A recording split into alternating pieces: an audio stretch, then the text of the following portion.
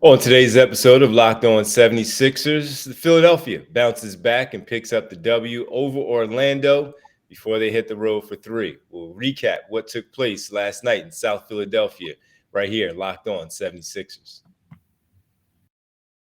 You are Locked On 76ers, your daily Philadelphia 76ers podcast. Part of the Locked On Podcast Network, your team every day.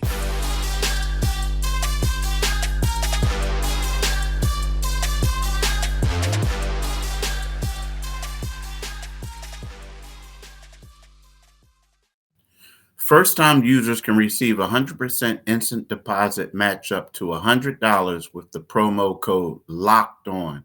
That's PrizePicks.com, promo code LOCKED ON. What's up, D? What's happening, man? What's going on? Nada. Can't believe it's already Thursday, late in the week already. Came off fast. Got here kind of quickly. So, yes, good stuff. Welcome, everybody. You're Locked On 76ers. I'm Devon Gibbons from 97.5 The Fanatic Radio in Philadelphia, alongside my co-host, Keith Pompey, Sixers beat writer for theinquirer.com. We thank you for making Locked On 76ers your first listen every day. And remember, Locked On 76ers is free and available on all platforms, including right here on YouTube at Locked On 76ers. Well, a bounce-back game, Keith. This is like we thought, man, 105-94 over the Magic. It had a similar script to Monday's game where they were up big in the first quarter. Orlando doesn't quit. They come back and they get right back in it. They don't take the lead like they did on Monday, but they close it to as much as, I think, 3 points. And then the Sixers just continued to rally and pulled away in the fourth quarter with some big shots. So we'll talk about the recap. I'll talk about the game, recap that a little bit. We'll also get into a little bit more in the game. Tyrese Maxey didn't have his greatest stretch against this Orlando Magic team. We'll discuss why that happened, why it's important, why it may not be important, what we saw. Is there something there to worry about? I'm pretty sure for both of us, honestly, it's not much to worry about, but it did happen. And also, it is trade deadline is a week away from today. It's Thursday, February 9th, trade deadline, and a few familiar names for the Sixers are popping up. And Keith will update us on some of the info, the intel that he's been able to unearth over these last couple of hours on the Sixers. So we'll get to that a little bit later. But first, Keith, that 11-point win last night, as I said, Sixers up 14 after one. Okay, here we go again. This time they're going to jump on them and they're going to stay on them and they're not going to let them back in it. But as much as I want to point out the Sixers and having their troubles of stiff-arming them and keeping them away, I kind of want to give credit to Orlando too, because they don't quit. Nah. You're 100% right. I mean, we looked at it. I think you mentioned it. Somebody mentioned it to me, and I looked it up and was like, yeah, they're right. Like at one stretch, after the Sixers beat them earlier in the season, they went on and won 8 of 11 games. Yeah. I mean, and I'm not talking about, they were beating, Houston and Detroit. I mean, they were knocking off Boston. I remember it was one point when I was like raving over Boston. He's like, but dude, they just got swept by the Magic. Yeah. Right. So like, this is a team that plays hard. This is a team full of a bunch of lottery picks, young guys who all want to play. So whenever they get in there, it's kind of like always an audition to get more minutes in the rotation.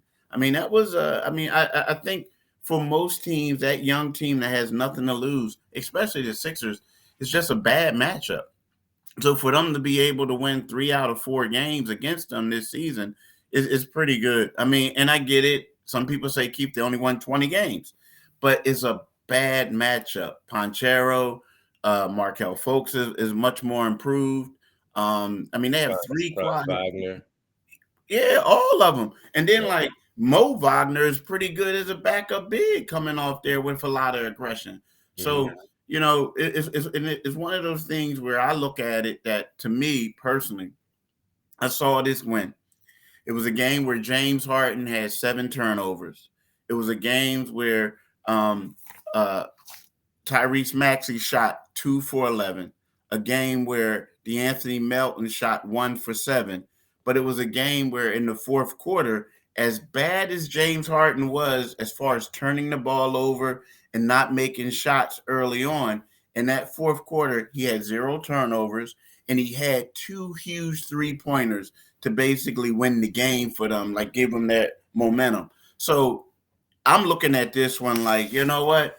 They battled through adversity and they got a victory. Yeah, that Orlando team is going to be one to watch going forward, because they're going to be a tough out for anybody with the way that they play, as you talked about, their length, the athleticism that they have, how they put that squad together. They're a fun little squad, man, and they do give people trouble. When you talk about that winning streak they had the 8 games there that you talked about during that 11. Then I think they had another shorter, but another winning streak, and it was like, oh, these guys are figuring it out a little bit. They're not going to make the playoffs this year, but they're figuring it out a little bit. Jamal Mosley has them playing well, and they did not quit. It didn't matter. They didn't have these outbursts in terms of points like they did on Monday with 29 from Banchero, 22 for Mo Wagner, 19 for Franz Wagner. They didn't have that. But what they did was they sprinkled it all around the roster. And as you talked about, 18 for Markelle Fultz led them on Wednesday night. That team is tough. So I do give the Sixers credit for fighting through that, because that urge is there. This team is not that good, and yeah, they got us on Monday. It was a little bit of a hangover from hanging out at the Super Bowl, whatever it might be. Any excuse you want to give to say why you lost, well, guess what? You lost because that team is pretty good, and the Sixers were able to hold them off, and you got your typical work. Embiid with his double-double, 1 rebound shy for James Harden on that triple-double. Tobias Harris steady, where everyone else after that, as you mentioned, had to basically struggle to get to their point total. Overall, the only other player in double figures was the 10 from Tyrese Maxey off the bench. So it was a good win. It was simply a good win. You need to continue to add on to these W's and pick them up, because they're all crucial. Boston won. They blew out Brooklyn, so they're now 3 games up on the Sixers. Sixers still half game back of Milwaukee because they were idle last night. And also behind them, with Brooklyn losing and Cleveland also still losing at this point, the Sixers need to pick up these W's to keep their arm's length from those teams behind them. But of course, stay a few feet, just a few feet behind the teams in front of them, so they can maintain and stay right there with them in the event that they're able to pass them and get that second or first seed overall. So good win. It was simply a good win on a Wednesday night in February, where they had to do what they had to do. In it, though, we talked about Maxey. We need to discuss, is he in a little slump here? What's going on with Tyrese Maxey? Are you seeing anything different? We'll talk about it next, see how his impact off the bench for this team is. As we praised him before, we talk about why he's struggling right now. We'll do that next right here, Locked On 76ers. Let's talk about FanDuel. This year, the only app you need at your Super Bowl party is FanDuel. Why? Because it's America's #1 sports book. We're really excited about our new sports betting partner for Locked On, because they're the #1 sports book in America, FanDuel. And if you're new to FanDuel, that's even better. They have so many great features that make betting on sports fun and easy, right? Download FanDuel now so you can bet Super Bowl 57 with no sweat first bet. You'll get up to $3,000 back in bonus points on if your first bet doesn't win. FanDuel lets you bet on everything from money line to point spreads to who will score a touchdown. The FanDuel Sportsbook app is safe, secure, and super easy to use. Best of all, you can get paid your winnings instantly. So join FanDuel today at FanDuel.com/lockedon to claim your no sweat first bet on Super Bowl 57. That's FanDuel.com/lockedon. Make every moment more with FanDuel, the official sportsbook partner of the NFL. Thank you for making Locked On 76ers your first listen. For your next listen, check out Locked On Now podcast for nightly recaps of every NBA game with analysis from our local experts. Is free and available wherever you do get your podcast. Keith, 2 for 11, Tyrese Maxey, as you talked about, for the 10 points, 8 points on Monday in the first game against the Orlando Magic. Is it more of what you saw the Orlando Magic and how they defended him? Or was it just one of those things where a player just hit a bit of a bad stretch here as Tyrese Maxey struggled in these 2 games against Orlando? The thing is, it was only 2 games, right? And so I'm not really putting a lot of a stock into it. I mean, I know he struggled. I mean, and sometimes you go through something. He hasn't played a lot of games, and he's playing a lot, and now he's playing against guys who, let's face it, are younger guys who just as athletic as he is, and they devise schemes for him. And I just feel like, it was a blending of both, to answer your question. But at the same time, I'm not really alarmed. Now, again, you look at it, he averaged 9 points. He shot 11.1%, right? And he in 29.6 minutes, right? But he averaged 9 points, shot 11.1%. He averaged 2 assists. He had 1 rebound, right? Overall, in those 2 games, he was a -4. So, to me, I kind of think that, Markelle Fultz is a tough defender. Jalen Suggs is a tough defender.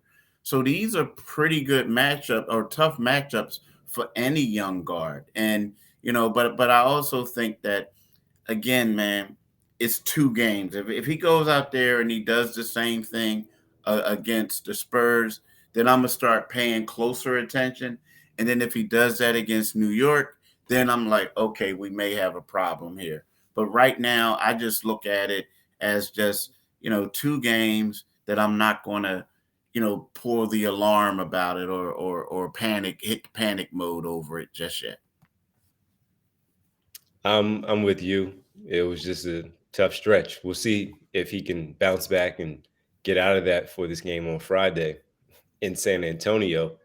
But to your point, it happens, and it was just something that needed to be addressed, because when we talked about him going, while it may not have been a popular thing, when it worked for the people who did want him in that role to see how it worked out well. So now that he's hitting a little bit of a wall in this spot, it needed to be talked about. And one thing that Doc Rivers spoke about post-game during the press conference, the media availability, was the fact that he felt like he was pressing a little bit. And Tyrese Maxey, when the things are not falling, of course, just like any other athlete in any sport, you're trying to do too much to break out of it right then and there. And it wasn't working for him.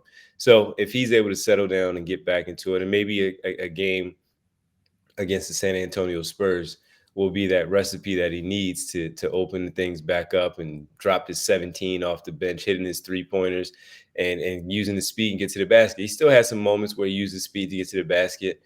He had a big one in fourth quarter towards the end of the game where he had a layup that extended the lead to about 9, and it was much needed for the Sixers just to make sure that, again, all right, Orlando, any thoughts of you guys coming back is not happening. We just put these 2 points on the board.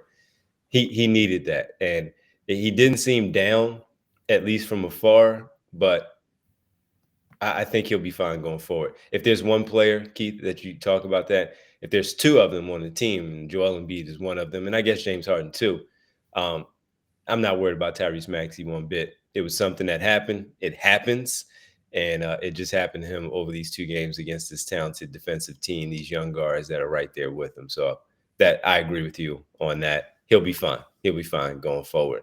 And the one, when we talk about Orlando and all these players they have, and the one guy that they didn't was another piece that they use is Chime Okuku from Auburn, who is another 6'7", 6'8" dude that they can just throw out there and, use his length and his athleticism to defend. And another one that they didn't have because of injury, but Maxey struggled against them. But I know whenever he faces them again, he'll probably give him 26. So that's who he is.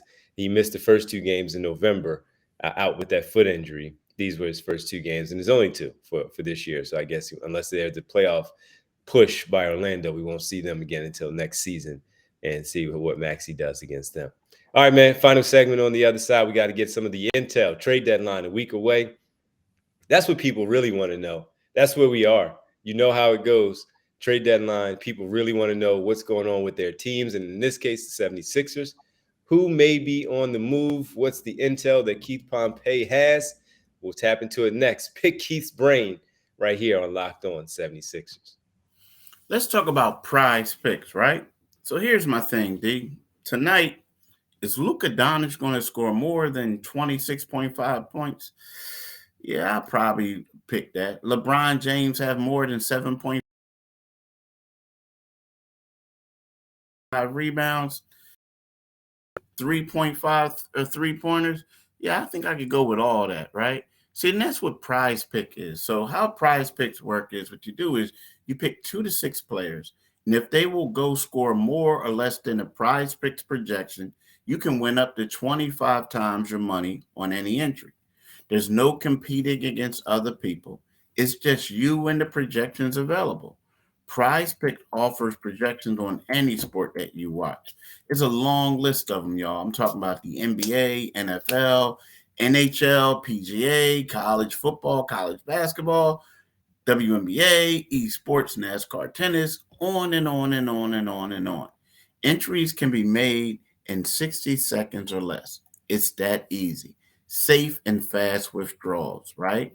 What you do is you download the PrizePick app or you go to prizepick.com to sign up and play daily fantasy sports.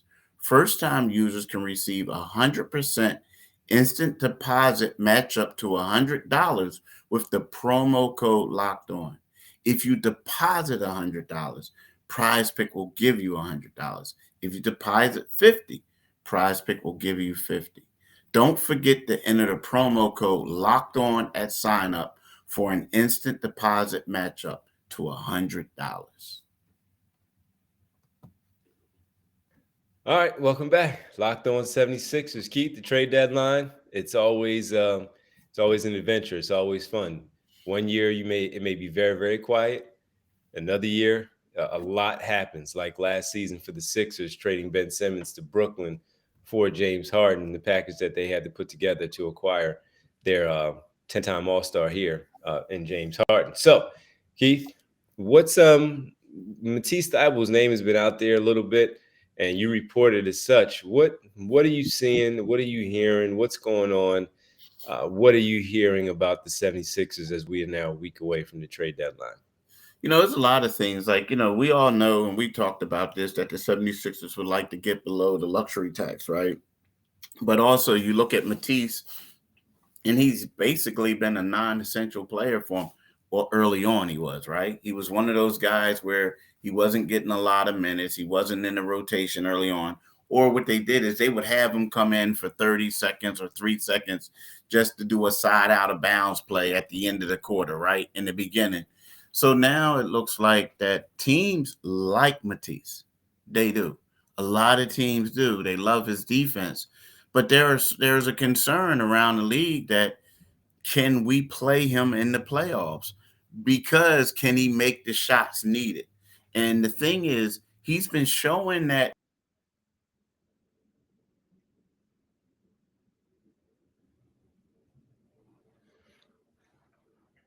That's always been the case with him, with the can he make the shots needed? Always been the case with him, and what he needs to improve on as far as his skill set in terms of his offensive punch that he has. It's always something that's there for him in terms of his defense and what he needs to do his offense and what he needs to do to improve that. He showed that on Monday where he didn't hesitate. He just went out there and played, and as a result, he had 10 points, and he played pretty well offensively. Not the same last night in their win over Orlando, and not really anything that stands out offensively where he had opportunities. There was one pass where Embiid hit him baseline, and I thought he should have finished the layup. He got fouled and made his free throws, but that's just something where that confidence may not be there every game. Every time he's out there, it's not going to be there every game. I don't know if it's a change of scenery or a starting role, whatever it might be for him to help him out in that capacity. But I'm sorry to cut you off, but go ahead, continue what you were saying about what those teams think about him. Nah, I mean, that's good. But the thing, you said some great things. But the thing is, it's kind of like they like him, but it's kind of like his value has been a little low, right? You know what I mean? Just because he hasn't, played or played, started a lot. So it's kind of like I talked to a couple sources, and who knows, man? There's always days away, and people always want to go low, right? And they were saying, like, we're not giving up a first round pick for him. Now, of course, you do players and you do all this other stuff, but Matisse could have been a guy a couple years ago that somebody might have given up a first round pick or given up some other things, a late one at least. But they're talking about a second one. Now, the thing is that Golden State has had some internal discussions about him, right? Mm-hmm. Sacramento, as Mark Stein originally reported, and has been confirmed that Sacramento has had discussions about him. But sources even told me that Mike Brown, the coach of the Sacramento Kings, is a fan of Matisse. So there are some teams, but then there's other guys, others, just like, well, look, we don't know if he can make shots for us enough for us to like do this. Now, here's something else that people got to know. Like, here's a guy that's going to become a restricted free agent. So, you got to be 100% sure if he's going to be someone, if you're going to give up something, you got to be 100% sure that he's going to be someone that's really going to be able to stay with you. Of course, you can match any offer, but at the same time, you just want to make sure that this isn't a guy that really is going to be unhappy and be disruptive, over there. That's not his makeup, but you still have to be 100% sure that this is someone who wants to be there. So when you talk about a place like Golden State, Keith, for example, first, and I'll get to the Mike Brown part of it. The one thing that fans do, before we got in this business, even now in the business, whenever you hear something like that, all right, what is the return for the Sixers, right? So Matisse Thybulle still in his rookie deal, but year 4, what is he, around $5 million for his this year? Yeah. So he's around $5 million. The first thing you're going to do is go to their roster and say, okay, what could possibly come back from Golden State? So Golden State, is it something like Dante DiVincenzo, who signed a 2-year deal at low money? Is it someone like a young player, James Wiseman, as a number 1 overall pick? His money is a little bit larger in year 3, but he doesn't get a lot of minutes. And in this case, could he be a backup to Joel Embiid, a young backup big, coming here, change the scenery, all of that stuff? James Wiseman. Moses Moody, as another young player, a wing on their roster that's a two-way type of player who will have some moments and then not have moments, and he's taken out of the rotation. Next thing you know, he's back with the G League team. Do you have a sense of, looking at their roster, what could be that type of return when we're talking about that? Is it Matisse Thybulle with another player? Daniel House is another guy we've talked about. Paul Reed, possibly. Is it something there? Jaden Springer, who knows? Yeah, I haven't really done a lot of like deep diving into it, that way. But here's the one thing, like, in a perfect world, you would say, okay, Wiseman hasn't really been working out for them, right? Mm-hmm. So you would say, like, okay, we're going to move, like, go. It makes sense for Golden State to move him, to get a defender who can help them. Like, because some of the, like, they lost people that they had last year in free agency, and Wiggins hasn't, due to injuries and stuff, he just hasn't been as impactful on the defensive side as he was last year. But the problem is where you got a guy like Matisse, who has basically been devalued by his own team. Why would a team, even though you don't want to even though you may not like the production the guy is giving you, why would you give up a first, like, a top pick, like a lottery pick for that? You understand what I'm saying? Because the thing is, Wiseman can go, you can get more from him for him than Matisse right now, even though Matisse is going to help you. Huh? Maybe. You know what? I think there's always, like, you think about it. Look at this. Ben Simmons, just give an example. And I know Ben Simmons was an all-star and all this and everything like that. But Ben Simmons was a guy who the Sixers just wanted to get rid of, right? They were trying to get it. They were holding out. And they got a future Hall of Famer for this guy. And I'm not saying that Wiseman is on that level, but at the same time, I just think that there are certain teams, when a guy is that young, sometimes you say, okay, Does he need a change of scenery? Does he need this? Does he need that? And I get it. The maybe stuff is right. Maybe that's a gamble you have to take. But I think that there are going to be certain teams that are going to be willing to give up some draft picks or do some other things to get them.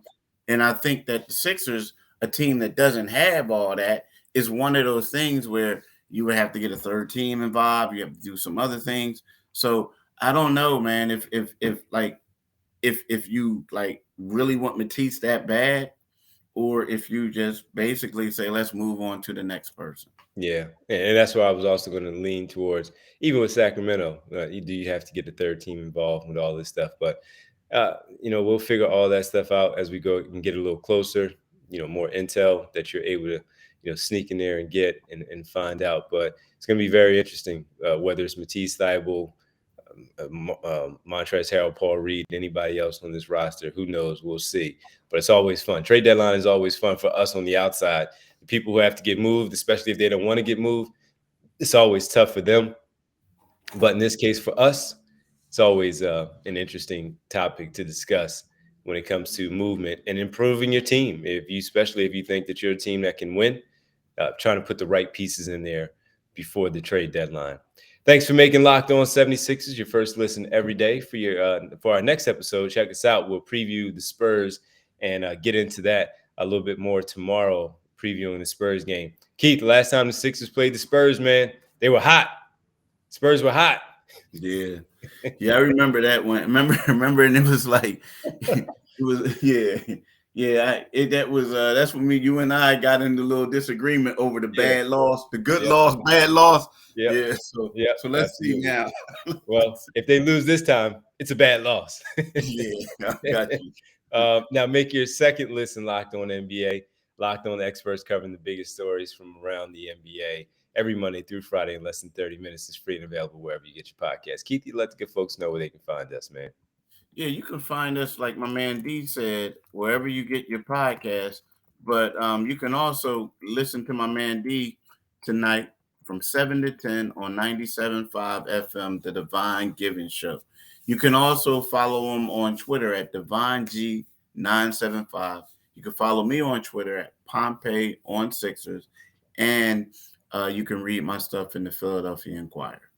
All right, man. Well, enjoy your Thursday, Keith. Everybody enjoy your Thursday out there. We'll talk to you tomorrow, preparing you for Sixers Spurs and a little more, of course, topical things that we'll get into right here on Locked On 76ers. See ya. Peace.